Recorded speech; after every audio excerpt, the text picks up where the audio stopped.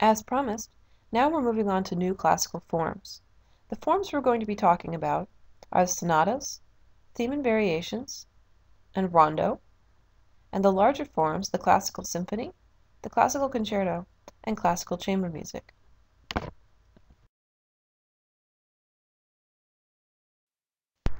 You have heard the term sonata before. You remember the cantata? A cantata is a piece of music for sung voice and instruments.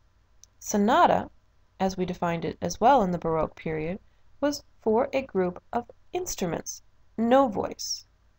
It basically means, the word itself means, instrumental piece of music. So, I don't want you to be confused right off the bat when you think about the differences between sonatas and sonata form. Sonata form was a movement form. It was not a piece of music, a sonata. Does that make sense? You have sonatas, a piece of music for instruments, and you had sonata form, a movement form. Of course, they'd have to make it as confusing as possible by using the same word, but just know that sonata form was the pop song of the classical period. It was the most common form of the classical period. So, let's see what it looks like. Composers were bored with ternary form. Do you guys remember what that is? Ternary form was a three-part form that had an opening melody, a different melody, and then returned to the opening melody. So it had three sections. Take a look at the chart below. You can see where the arrows point. You have an opening melody, A, you have new melody, B, and it goes back to that original melody, A. That's ternary form. But in this case, this is a diagram of sonata form, which is a little more complicated. It's complicated and it's expanded because composers were looking for contrast in their movements of music. So what they chose to do was develop this new type of ternary or three-part form. In this case, the A section was called the exposition, and it would have two melodies. The B section, called the development, would have new material. That could mean a new melody. It could mean they took the first two melodies of the piece, broke them down, and did all sorts of crazy things with them. But then there was always a third section, the recapitulation, which would return to those two original melodies. These melodies were called themes.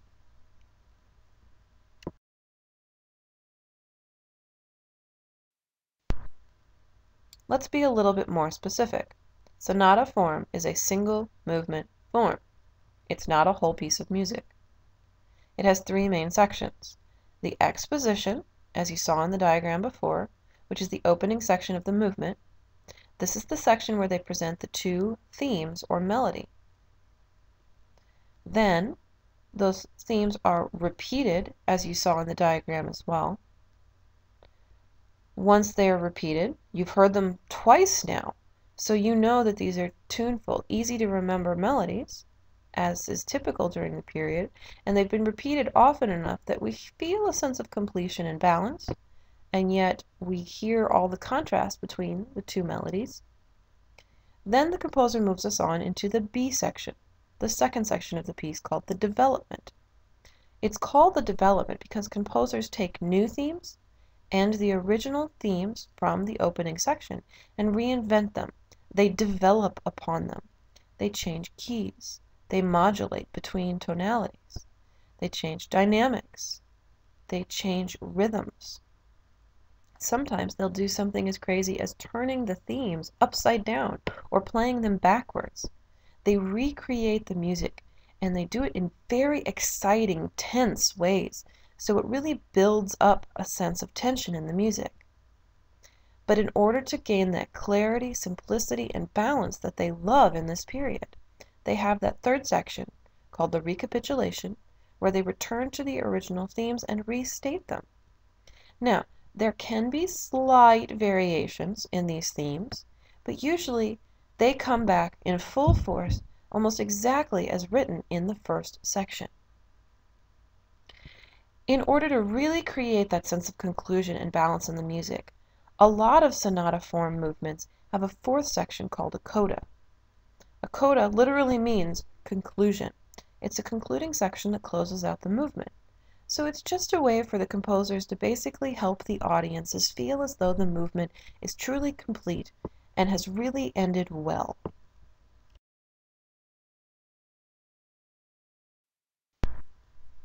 Here's a different diagram of how a sonata form works. You have the exposition, which leads into the development and then leads out to the recapitulation. This goes from a very stable sound in the exposition. It builds conflict until you have this heightened sense of tension in the development section because there are new things happening and they're exciting and they're in unexpected keys. And then you have the return to stability and the resolution of all the conflict created in the middle section of the piece. That is sonata form in a nutshell. So when you listen to the examples, see whether you can really try to hear where it sounds very stable and beautiful with melodies that are singable, where it doesn't sound easy to listen to, and then really listen for that return of the opening ideas.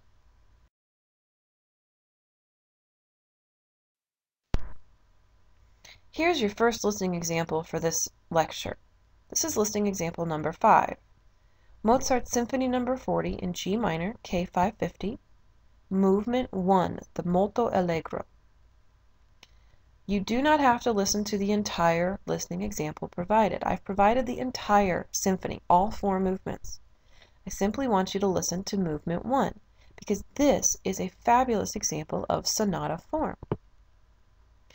Use your listing outline in the text. It's very important when listening to these new complicated forms to be able to see them on paper, follow along with the timings, and follow along with the sounds, with the visual things you see that are described in the text.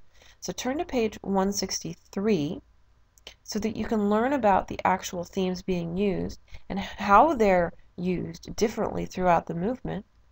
Then turn to page 164 and 165 to listen through the piece of music. Follow along with this listening guide as you listen. It might take a few listenings of this piece to really hear the form, to get used to what it sounds like. But remember, something interesting about this form is that this really was the pop song of the period. People knew it was the first thing they'd hear when they went to concerts because it was the most popular form. People were able to bring this form into their home, and they played these forms all the time. So now pause this lecture and please listen to listening example 5. When you return and press play, we'll move on to the next form, the theme and variations.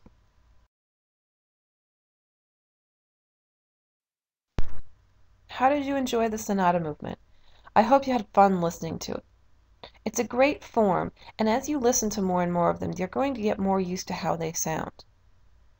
It's such a popular form, but there were other popular forms during the time as well, including the theme and variations.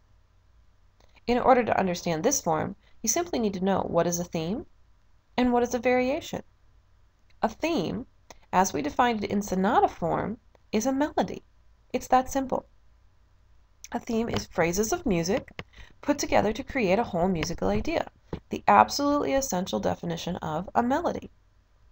So theme and variation form, as you can probably figure out, is when you have a piece of music that presents a theme, and then it presents variations of that theme, altered or modified versions of that theme. That's what a variation is.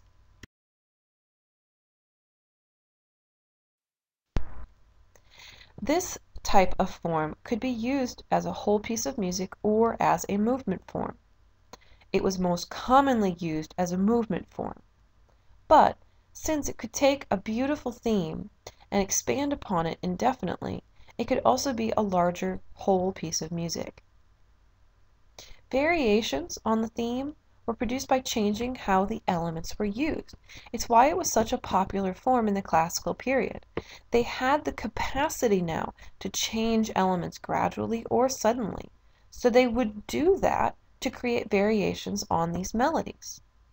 So say, for example, they had a beautiful, tuneful melody. they would then change the rhythms of that melody. Or, if it was originally homophonic, they'd create a polyphonic version. They'd also change instrumentation. So if the original melody, the original theme, was played by woodwinds alone, when it came back, it could be played by strings or brass, or it could be played by all of them put together.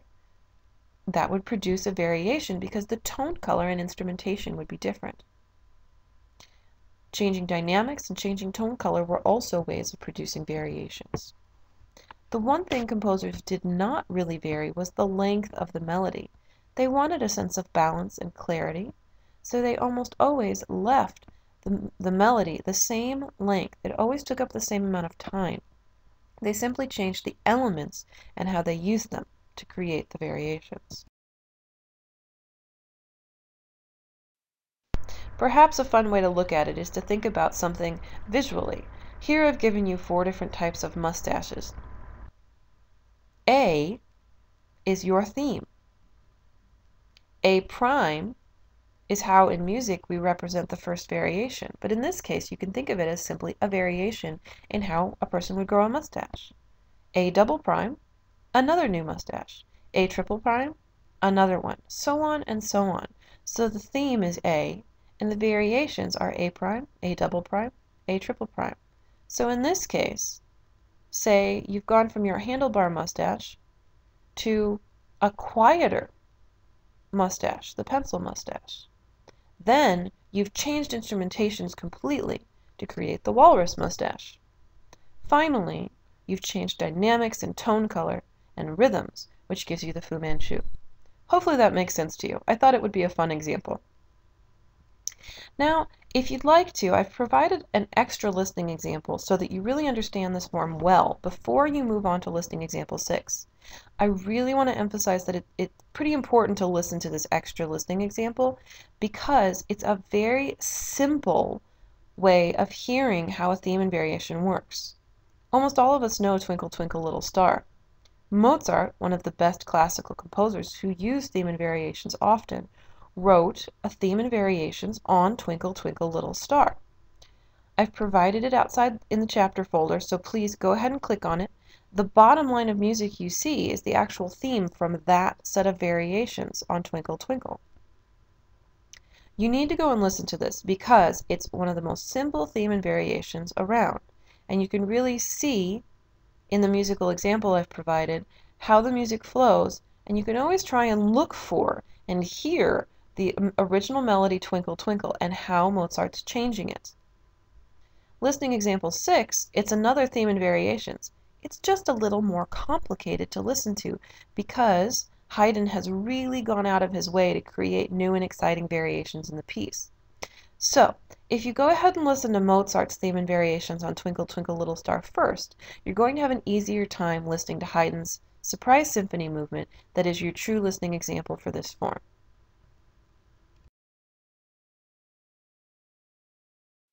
So, take a listen to the Mozart if you haven't already so that you're prepared to listen to this particular listening example. Once you've done that, again, I would really suggest that you look on page 166 so that you can see what the theme actually looks like and you can visualize it while you're hearing it for the first time. Then, once you've paused this, use the listening outline on page 166 and 167 to see how the variations are formed and follow along from the theme through all the variations as you listen. Please pause now to listen to listening example 6, and once you return, we'll move on to the next form.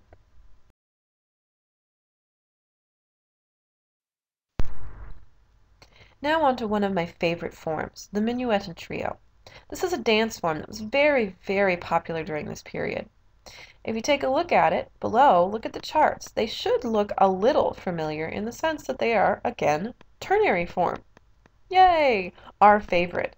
Remember that in this period, with the emphasis on balance in form, classical composers tended to use ternary forms because there was always this sense of repeating and returning to the material at the beginning, which gave a full piece of music or a movement form a sense of balance. A minuet and trio was almost always in this period a movement form. You had the A section, which was the actual minuet, the B section, which was the trio, and again you'd return to the A section. The trio was named the trio because originally when this dance form was invented in the Baroque period, the middle section was usually played by a trio of instruments.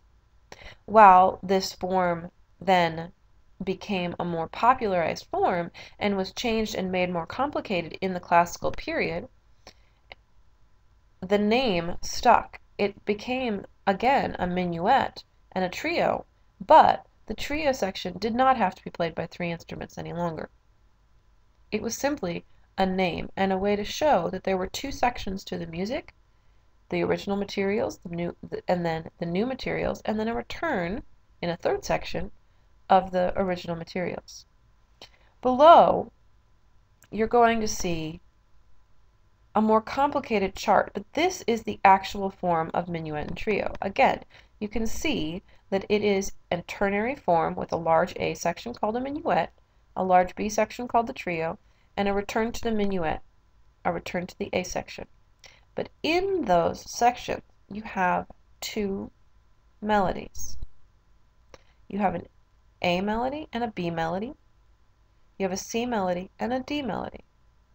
And typically, those melodies are repeated. So in the first section, you can see that you're going to hear your first melody. Then it's going to repeat. That's what the bars with the dots actually mean. Then, once it's repeated, you're going to hear a new melody. But then you're going to hear the first melody come back. Those are going to be repeated again. Then in the trio section, you have a similar thing, but with new melodies, in new instrumentation and new tone colors. And then when you return to the minuet idea, you have the original 2 themes presented again. So you can actually see that this is almost like a ternary form within a ternary form. Each section is itself ternary, and then overall, it's a 3-part movement.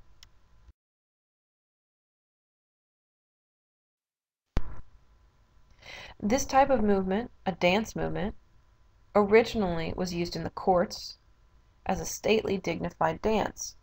As the period progressed, the classical era progressed, this music became more and more a rustic dance, and it was more and more fun to listen to. It became the light moment in larger works of music such as the classical symphony, in which it was almost always the 3rd movement. Some things to listen for is that this movement was almost always in a very moderate walking tempo. It usually had a triple meter, 1, 2, 3, 1, 2, 3, 1, 2, 3, which made it very danceable, and it was always based on a ternary form.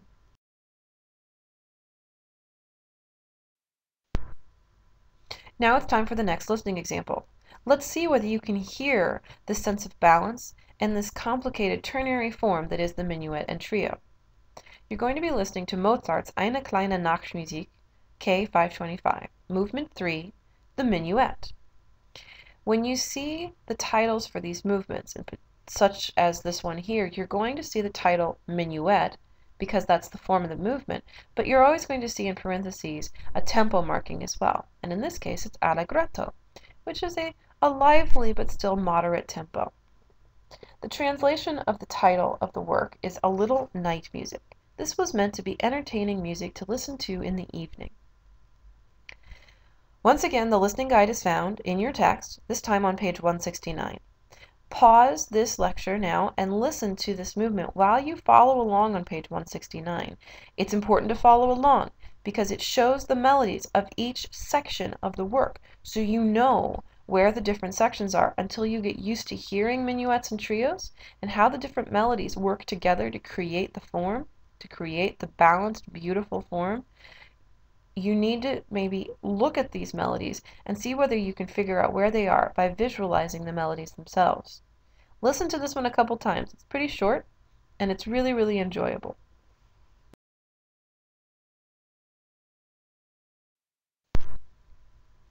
Now on to another very fun form, the rondo. This form revolves around one melody. Finally, a more simple form? Perhaps. That melody, as you can see below, represented by the squares with the A's in them, returns in this particular form over and over and over. It begins the piece, it's throughout the middle of the piece, and it ends the piece. So this piece is particularly well balanced in that we're always returning to material. Does that mean it sounds Baroque since we're using the same material over and over again? Absolutely not, because in this case, every time the melody, the original melody, is stated, there's contrasting material and contrasting melodies between. Those are represented by the colored diamonds B, C, and D. You never know what that material could be. It could be in new keys, new tempos, new instrumentations, dynamics, tone colors. It could be in any way different from the original theme as long as it was very contrasting. Again, it's iconic of the classical period to have a form such as rondo because it's a one-movement form. It could be a full piece of music sometimes, but usually it's a one-movement form. And it has contrast as its basic element that keeps it moving together, that helps it make sense. You have your A theme, then you have a new theme, then you have your A theme again, then you have another new theme, then you have A, then more new, then A. It could go on as many times as the composer feels like it. The most simple rondo form only goes A, B, A, C, A. One of the more complicated ones is the sonata rondo, which we'll talk about in just a moment. This is usually a very fast, lively movement, and most of the time it's used as a last movement of a symphony or concerto because it is super happy, it's fast, it's exciting.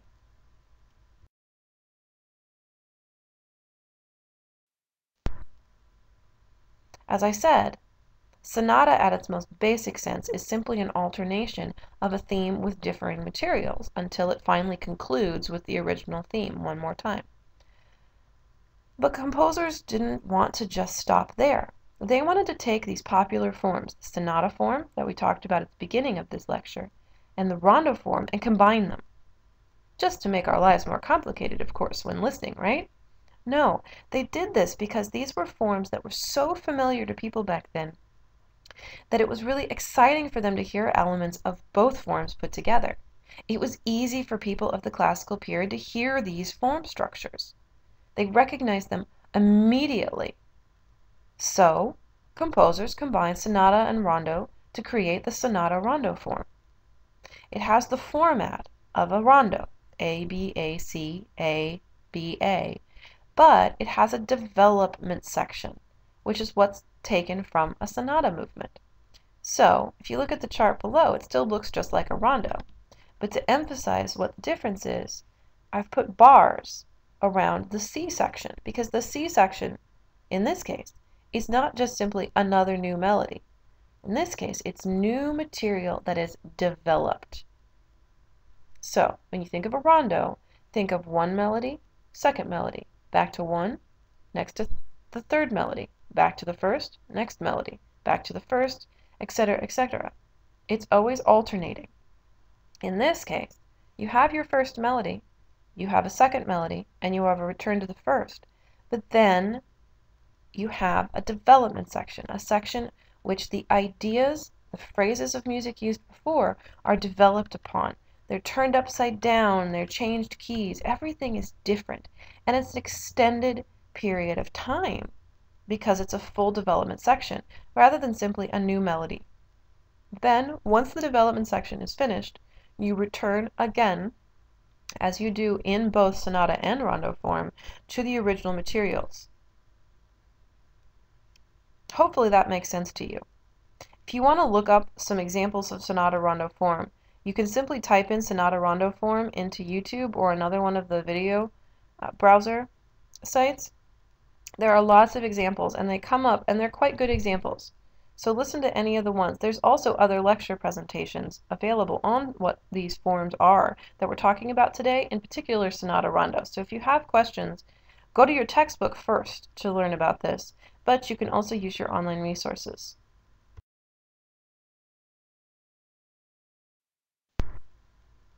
So here's the listening example that the book gives you about a rondo. This is Beethoven's String Quartet in C minor, Opus 18, number 4. It's the fourth movement. As I said, remember, rondos are usually used as the last movement in symphonies and quartets, and concertos even. So in this case, movement 4 is the last movement of the string quartet, and so it's titled rondo, and the tempo given is allegro, which means fast and lively. Use the listing outline on page 170 and 171 when you're listening to this for the first time so that you can really see what the theme is for the rondo and then how the sections vary throughout the piece. Can you, even just listening to it with your eyes closed then, hear the return of the melody throughout the movement? Please pause now and listen to this example of rondo form, and when you come back we'll talk about the three larger forms of the movement of the period, and that will be it.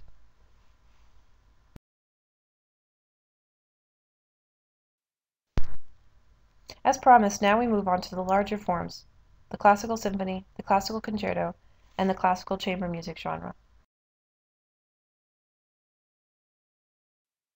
You know the movement forms now, at least the most common ones. Now you need to know where these movements were used and how. In the Baroque, there was an orchestra. It had instrumental forms. We've listened to some of them, such as the Concerto Grosso. But there were really no large ensemble pieces with specific form unless they featured soloists, like a Concerto Grosso. In the classical era, there was a want and need to form a full orchestra of players that could then perform music written entirely for the ensemble with no soloists. So classical composers invented the classical symphony. It was a large multi-movement form. It's called a symphony. Don't confuse it with the orchestra or the symphony orchestra. Those are titles for the group itself. The symphony is an actual multi-movement form. It's usually 20 to 45 minutes in length, and it used all of the instruments of the orchestra. It exploited their range, tone colors, and dynamic abilities to create beautiful, balanced music.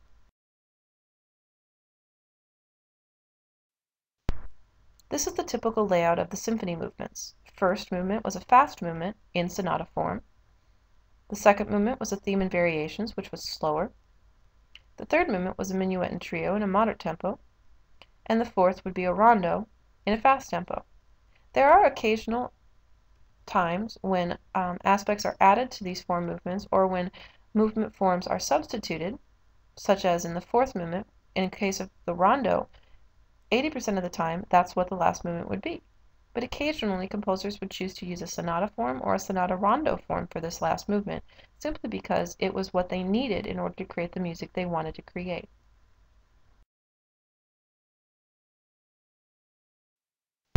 Another larger form, the classical concerto, will actually sound kind of familiar to you already. Do you remember the Concerto Grosso and the Baroque solo concerto? Those were the beginnings of the classical concerto. A concerto is a piece of music for soloist and orchestra. So, classical composers liked that form that was used in the Baroque period, and so did the audiences. They loved watching and hearing soloists perform with orchestra. So, classical composers revamped the form to create the classical version of the concerto.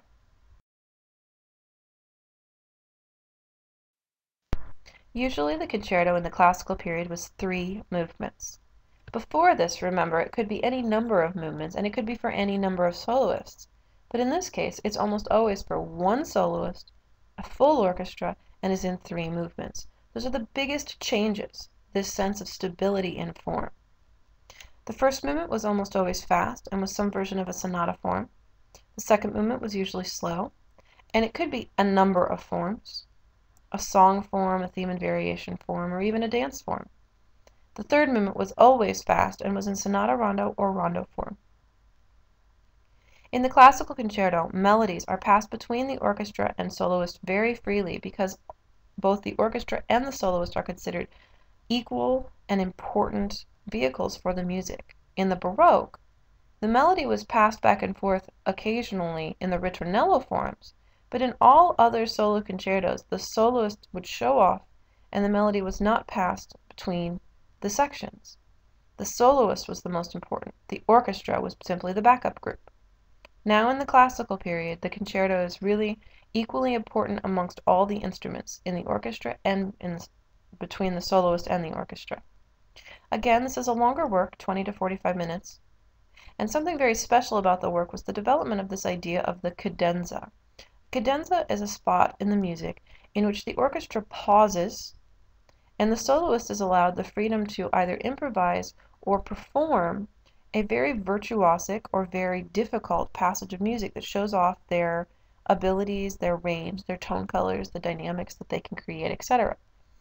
Almost always, cadenzas occur close to the end of a movement of music, usually the first and the third movements, because it's very exciting for people at a concert to hear the fast-paced music, hear it suddenly and very contrastingly pause, and hear the soloist take over and really show off his or her skills. And then the orchestra will come back in to round out the piece of music and balance it, as any classical piece of music should balance.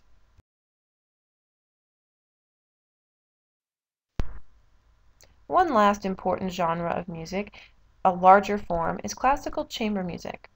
This was music designed for a more intimate setting, not the concert hall.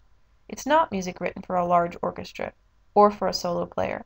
It's music written for the middle class and amateur musicians because it's usually written for 2 to 9 players, an easy amount of people to get together in the evenings to play music together. This was music for the home. And this was the first time in history in which music was really given a chance to be played in the home. Composers loved writing chamber music. It really was, quite literally, chamber music during this period, music played in the chambers of a house. All the performers in a group playing chamber music were considered equal. They all got melody and harmony in different times and in different ways. The music was made not only for the performance, for the enjoyment of an audience, but for the enjoyment of the performers as well. And again, this was something very new. This was a way that composers were really helping the middle class and amateur musicians rise and become more powerful in society. They were creating music that they could enjoy performing, that wasn't so difficult that they couldn't wrap their minds around it or play it because it had complicated Baroque techniques. This was simple, beautiful, tuneful music that was very balanced and used the popular forms of the time. The most important larger form of chamber music was the string quartet. The string quartet, as the title implies, is a group of 4 stringed instrument performers put together. 2 violins, 1 viola, and 1 cello is the typical instrumentation. All major classical composers wrote for this grouping. Haydn was the first to really invent the music for this particular larger form, and all of the composers afterwards really loved this form, wrote a lot of music for it, and this form of music is still being written today. It consists of 4 movements, very similarly to a symphony, but because it's chamber music and it's not as complicated as a longer symphony, it can be brought into the home so that middle class and amateur musicians can use it. The first movement's usually fast, and a sonata form is most common. Second movement is slow, usually a theme and variations or a song form. Movement 3 is the minuet and trio, or a similar dance form. And movement 4, of course, is a fast movement. It's a rondo or a sonata rondo most usually.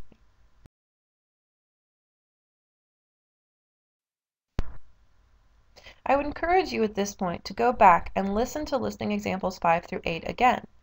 These are all movements from symphonies, classical concertos, and classical chamber music. Surprise! But to really understand these larger forms, the symphony, the concerto, and chamber music such as the string quartet, I would really encourage you to listen to all the movements. That's why for most of the examples I've given you the entire symphony or the entire concerto to listen to and simply given you the right time for that particular movement, for that particular listening example, to listen to the right movement. If you go back now and really listen to the full Mozart 40th Symphony or the full string quartet by Beethoven in C minor, you're going to really get a sense of these larger forms and how they used the different movement forms of the time to create balanced, beautiful music. If you don't want to go back to the specific listening examples I've given you, or if I've only given you a movement out of them, feel free to simply type in the title of the work into YouTube and you'll find some great listening examples of the full pieces of music. If you want to listen to other examples, all you have to do is type in the word symphony, concerto, or chamber music, or string quartet more importantly, and then next to that write in Beethoven, Mozart, or Haydn. So many examples will pop up, you'll be flummoxed by how many there are. Go through and see whether you can find a Haydn symphony or a Mozart symphony. Perhaps listen to a Beethoven symphony. You can also find many concertos, especially by Mozart, written for piano. So if you put in Mozart piano concerto, you can listen to up to 30 or 40 concertos. If you type in string quartet by Haydn, Mozart, or Beethoven, you're going to come up with fantastic examples of classical form, not only in the movements, but of the full string quartet form. I really hope you enjoy listening to a lot of this music. I know this lecture was a little bit extra long this time, but I'm glad you've listened all the way to the end. Now that you have, really do spend the rest of the week working on your assignment and the group discussion board ideas, but really keep listening. That's the most important thing about this class, is to keep listening, to listen to more than you're required to listen to, because you're going to better understand the forms. You'll do much better on your tests. The tests from now on are going to include listening examples. You're going to have to know what these things sound like in order to answer some of the questions on the test. So please keep listening. Keep thinking about how this music is different from Baroque, and it's different from what you listen to today. Next week we're going to go on and listen to a little bit more classical music. Again, we're going to be listening not only to instrumental form, but we're going to be listening to vocal forms. And we're really going to be concentrating on the lives and the music of Joseph Haydn, Wolfgang Amadeus Mozart, and Ludwig van Beethoven, the three best classical composers.